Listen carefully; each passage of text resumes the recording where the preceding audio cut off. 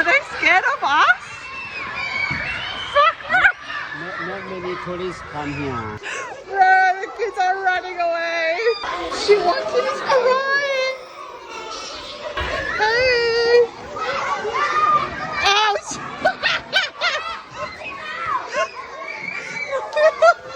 Run, the kids are scared.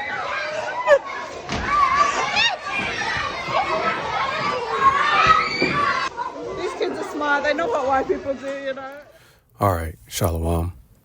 I want to start off by giving our praise, honor, and glory due to Yahweh, Bahashem, Yahweh Shai, Bahashem, Rakakodash. I'd like to give double honors unto the apostles and the elders of Great Millstone, who I learned this truth from. And I'd like to say peace and salutations unto the hopefully elect. And today, I just want to do a quick lesson on pretty much, this Edomite woman, this so-called white woman, that was over in, Laos. And those children, seen her and started running away, because you have to understand that those children are used to seeing people that look like them, people that have, the same skin complexion, and then this is one thing that you also have to take into consideration, that every nation of people on this earth, has light brown to dark brown skin. Every nation of people on this earth has brown skin. Now some may say, well, what about Chinese and Japanese people? Well, they got lighter over time by mingling themselves among, Esau, or Esau mingling himself among them. So that's why they have lighter skin. But 100 years ago, the Apostle Gabar brought out a video where the so-called Chinese, which would be, the Moabites, they were dark skinned, So that would be the right reaction, especially from a child, if they're used to seeing people that have brown skin, and then all of a sudden, this pale skinned woman comes into the village and then, recording. And then as a statement she made at the end, she was laughing as if it was funny.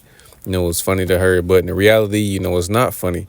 Those children gave the right, reaction to her, because again, first you have pale skin, really red skin, because there's no such thing as so-called white people, that's a social construct, but so-called white people really have red skin, which they try to put that, off on the tribe of Gad, which would be the Native American Indians, which Gad is not, they don't have red skin. Now they can be, ruddy, which, one of the definitions for ruddy, be like, reddish. So, they can have, brown skin, but they will have like a red hue, but she's laughing. She said, well, these children are smart. They know what white people do. Well, every nation of people know what you people do, everywhere you go, you bring death with you, and this isn't slander. This is fact, man, So I'm just going to bring out a few scriptures. Lord willing, this lesson is edifying and straight to the point. And again, man, like you would probably have the same reaction if you were a child and that's your first time seeing an Edomite, man, because again, they're adverse, Every nation of people on this earth has brown skin except for them, This is why they have to wear sunscreen to protect themselves from the sun, while every nation of people on the earth have brown skin, dark skin, if you will. Every nation isn't as dark as, the Hamites or, the tribe of Judah or Benjamin and Levi, because, they're dark skin as well, but every nation of people is brown, except for them. And we're going to get that in the book of Genesis, chapter 25 and verse 25, going into, Rebecca, about to give birth, to her twin sons. So it's Genesis 25 and 25. And it says, and the first came out red all over like an hairy garment, and they called his name Esau, right? So the first son was born, Esau was born, and he said he came out red all over, like an hairy garment, because the blue letter goes off and tries to say that the name Esau means hairy. No, the name Esau, which how you would pronounce it in the Hebrew, is Ishashwa, or is it, Isaac also could have said, Isha, because again, he came out red, which it is possible for two dark-skinned people, to have a so-called white baby, because again, the condition that the Edomites have is called leprosy, Slakia. They're natural lepers, meaning you can touch them, you wouldn't be affected by it, They're, if I'm not mistaken, clean lepers, because an unclean leper, then yeah, you would be affected, by it, but again, Esau came out red, which again, the name Esau means wasted away is he, because what was wasted away? His pigment, That's why it says he came out red. He has red skin, But what does it say about Jacob? Verse 26. And after that came out and after that came his brother out, and his hand took hold on Esau's heel, and his name was called Jacob. And Isaac was 80 years old when she bare them. And right now, why did it mention Jacob having, a certain skin type? Because it was obvious that Jacob had, melanin. He had dark skin. Now, obviously, when babies are born, they don't just have dark skin right away, but obviously, again, Jacob, was a so-called black man, so he had dark skin, But Esau didn't have dark skin, He had red skin. So again, those children were reacting to seeing the devil in person, because again, that's the only reaction to have if you're a child and you've never seen one of those people in person, or at all, because again, they bring death with them, man, because Esau, that's one of his characteristics, man. He's a murderer by nature, just like his forefather Cain, was the first murderer, and it continued on through his lineage. Then I just want to say Salakia as well. I'm sitting in my car, if you hear the rain in the background, but this is what Esau does, man. And again, just real quick, want to focus on what she said. Again, she said what? Oh, well, they must know what white people do. And what do you do? Right? This is John chapter 10 and verse 10. And it says, the thief cometh not, but for to steal and to kill and to destroy. I am come that they might have life, and that they might have it more abundantly. And right, man, that's what Esau does. He comes to your land, he steals from you, he kills you and destroys it, man. That's what the devil does. This, Esau, Edom, or the nation of Edom, is the devil that the Bible speaks of, especially the elites, man. This is really who this applies to. But even, these lower level, Edomites, man, that's just in their nature. They are violent people. This is what they do. So again, of course they may know, some of their parents, because I'm not sure if, the people of Lao or are Moabites or Ammonites, but either way it goes, they're either one of those two nations. And if they're, so-called Ammonites, which are, the Japanese, then, I wouldn't be surprised if those, the parents of those children told their children what happened, what Esau did, to Hiroshima and Nagasaki. I was watching one brother's video and he mentioned that, man. They may know about that, because again, like that's the damage that was done that day in 1945 is still being felt today. This past August was 80 years since that event took place. The devastation of those two bombs dropped on those cities are still being felt today, man. I still have the picture of the watch, that was, stuck at the exact same time that bomb was dropped at 8:15, in the morning. So again, they may know about that. Or if they don't know about it, they just know in their heart that there's something off about this woman, just this woman alone, and she's laughing, she's getting a kick out of it, but they're afraid of her. Why? Because again, Esau, Edom is a nation that kills, steals, and destroys, man. And it's evident. But what do they like to do? They like to point the finger at, Israelites, especially, the tribe of Judah, as if,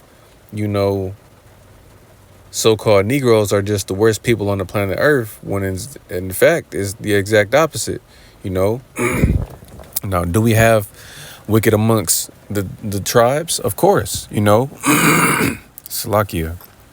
But it's not on the level of Esau, man. This man is literally the devil, And again, just that one event alone shows you that he is the devil.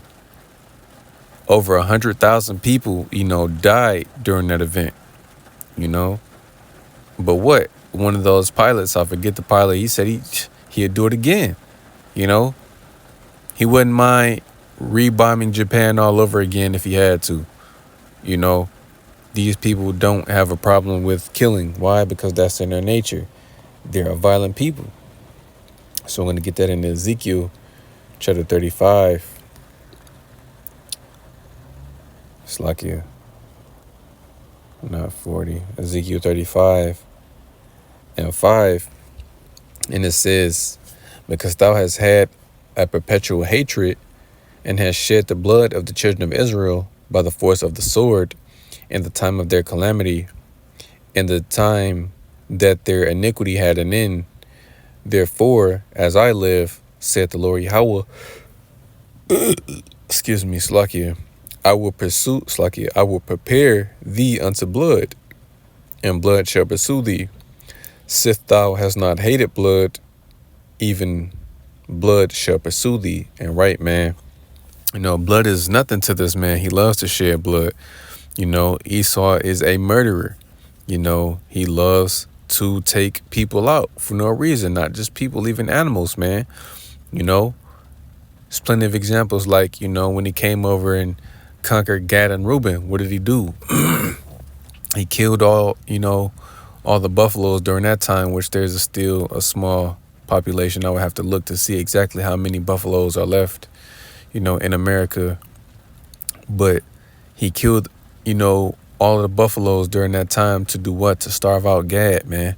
When Gad was kind enough to help them, to show them how to live off the land, because they wouldn't have survived had Gad and Reuben not, helped them out. Again, this is a people that are literally just plain evil, man. They're the wicked. This is what they were created for, So this is why, again, those children had the right reaction to run from her, to scream, to cry. Why? Because these people are evil, and they'll destroy you and themselves in the process, So I'm going to get the book of Habakkuk, chapter 2 and verse 5. And it says, yea, also, because he transgresseth by wine, he is a proud man, neither keepeth at home, who enlargeth his desire as hell, and is as death, and cannot be satisfied, but gathereth unto him all nations, and heapeth unto him all people. And right, this is another thing Esau does, man. He goes to these different lands, and conquers the people. He takes things from these other nations. If you don't take, his money or agree to his, his doctrines or his philosophies, his way of life in general, he's going to bomb you to hell and back, or he's going to cause your nation to suffer. Why? Because this man is the devil. This is what he does, man. It says he enlarges his desire as hell, but Esau literally has the best of everything, man. You come back to Genesis, you know, in the 27th chapter, Esau Edom got his blessing on his side, which is what? It's the book of Genesis, chapter 27, and verse, start at 38. And it says, And Esau said unto his father, Hast thou but one blessing, my father? Bless me, even me also, O my father. And Esau lifted up his voice and wept. And that's one thing that they do, man. You know, you can see that now, especially the way things are going, you know, in America. They're starting to feel it. So the same way, you know, the Israelites have been feeling, so-called Negroes, Latinos, and Native Americans, you know, the same way we've been feeling, we've been oppressed in this system, you know, struggling, you know, they're starting to feel that now. And what? They're upset about it. They're crying about it, you know. Verse 39, it says, And Isaac his father answered and said unto him, Behold, thy dwelling shall be the fatness of the earth and the dew of heaven from above. So right, man, Esau literally has the best of everything. You know, obviously, you know, the average Joe Schmo, you know, he's struggling now, but the elites, they literally have the best of everything, man. You know, they have everything. They can literally have any and everything they want. You know, they have the best of everything. They can go anywhere. They can do anything, you know. But what, man? It's still not enough for them, you know. It didn't take them long to get the planet Earth into the condition that it's in now. They've literally destroyed the Earth, man. You know, pollution everywhere. You know, the air is polluted, spraying chemtrails everywhere. You know, trash islands bigger than the state of Texas.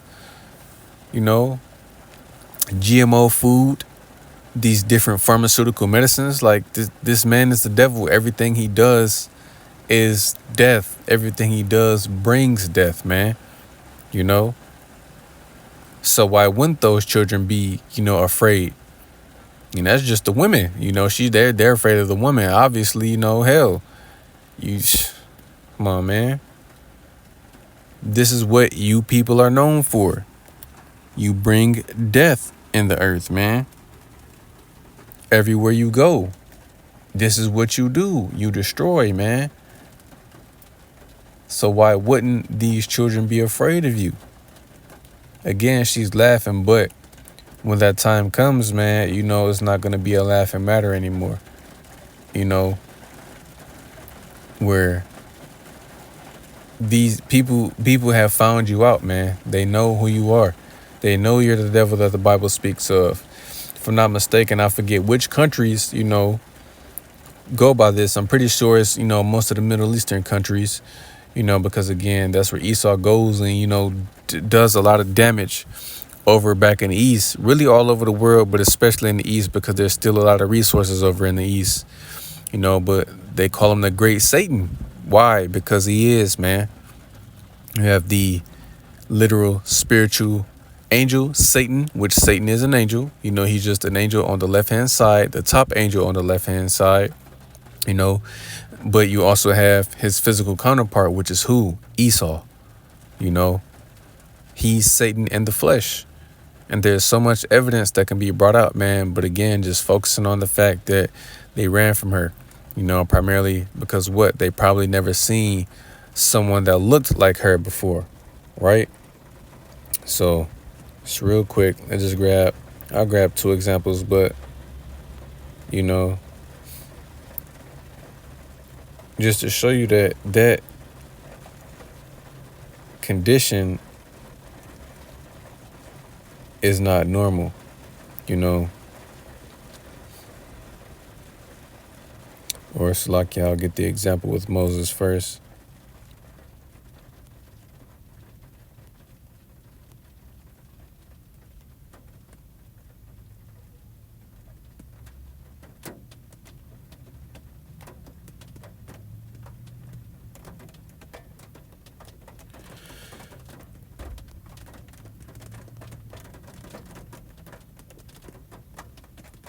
All right. I'm going to get the example of Moses, and then the other example I'm going to get is with Miriam. Just to show you that it's not normal for people to look, to have so-called white skin. So this is Exodus chapter 4 and verse 6. And it says, "And the Lord said furthermore unto him, Put now thy hand into thy bosom. And he put his hand into his bosom. And when he took it out, behold, his hand was leprous, white as snow." It's like his hand was leprous as snow. And right, man, that's one thing, these people try to say, that, oh, well, I know at least the Mormons, they try to say that having dark skin is a curse, when the scriptures say otherwise. Having leprosy, which is what I just read, having skin as white as snow. Now, it's not literally going to be as white as snow, but still, having so-called white skin, what the world calls vitiligo is leprosy in the scriptures. You having dark skin and then losing your pigment, that's what it is. Leprosy, man. Verse 7, "And he said, Put thine hand into thy bosom again. And he put his hand into his bosom again, and plucked it out of his bosom, and behold, it was turned again as his other flesh." So right, Moses was obviously a dark-skinned man. So if he put his hand into his bosom and took it out the first time, his hand was white, his skin became white, but what the Lord told him to put his hand back in his bosom and he took it back out, then what it says, his hand was as his other flesh. So obviously you have to have dark skin in order for your hand to turn white, because again, it's not normal, man. And look at the reaction to what the Lord did to Miriam, So I'm going to get this last example in the book of Numbers chapter 12 and verse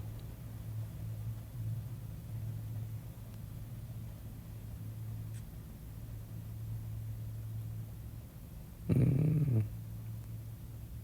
Start at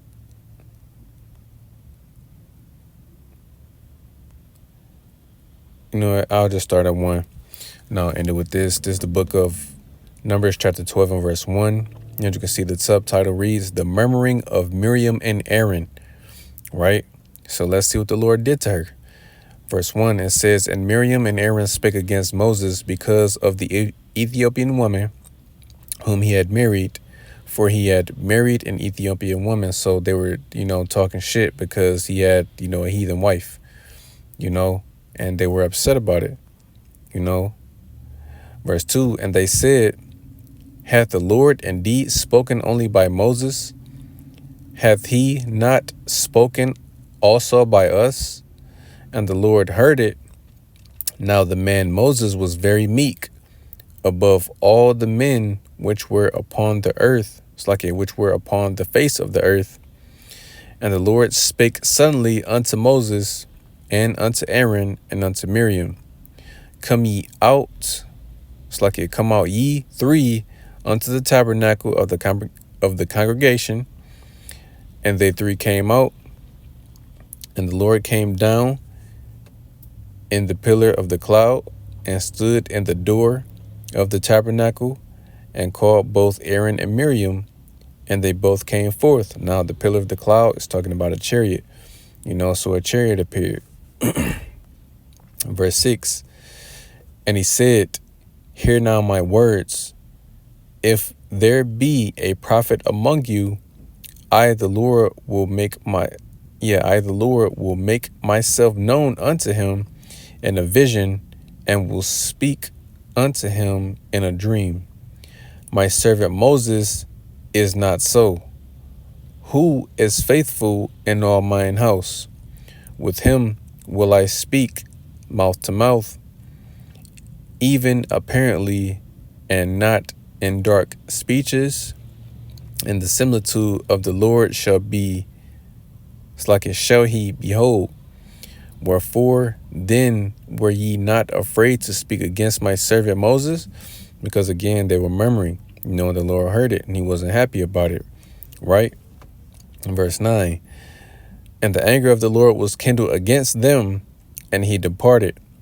And the cloud departed from off the tabernacle, and behold, Miriam became leprous, white as snow.